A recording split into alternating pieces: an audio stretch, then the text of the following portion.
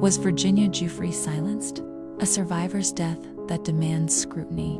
Virginia Giuffre was not just a victim of Jeffrey Epstein. She was the linchpin witness in exposing an international web of elite abuse, blackmail, and government complicity.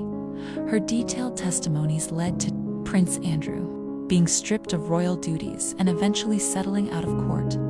She named figures such as Harvard lawyer Alan Dershowitz, model scout Jean-Luc Brunel, and made allusions to Donald Trump's presence in Epstein's social orbit, though she did not directly accuse Trump of abuse.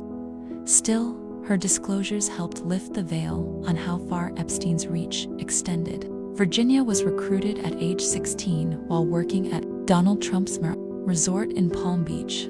She was approached by Ghislaine Maxwell under the guise of becoming a traveling masseuse.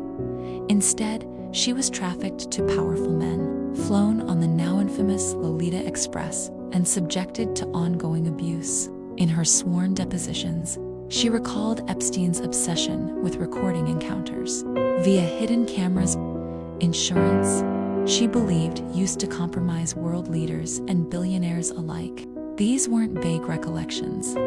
She named names, recalled locations, and turned over flight logs, photographs, and a manuscript she had written long before Epstein's death. Her story remained consistent for over a decade, even as she endured public smears, legal retaliation, and threats.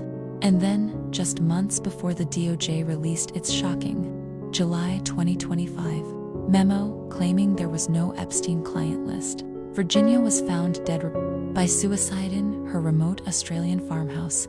This came after a bizarre March car crash involving a school bus, which she claimed left her in renal failure. Authorities later called the crash minor, but Virginia publicly posted she had only 4 days to live. She survived that scare only to allegedly take her own life weeks later, following a violent separation from her husband and a custody battle that left her isolated from her children. This timing cannot be dismissed as coincidence. Her father believes someone got to her. Her diaries documented domestic violence and fear. And yet, just as she stepped back from public advocacy, she dies. Days before the DOJ claims no list exists, undermining her life's work, and the cases of dozens of other survivors. The no-list narrative reeks of political cleanup. Epstein's death in custody was never fully explained.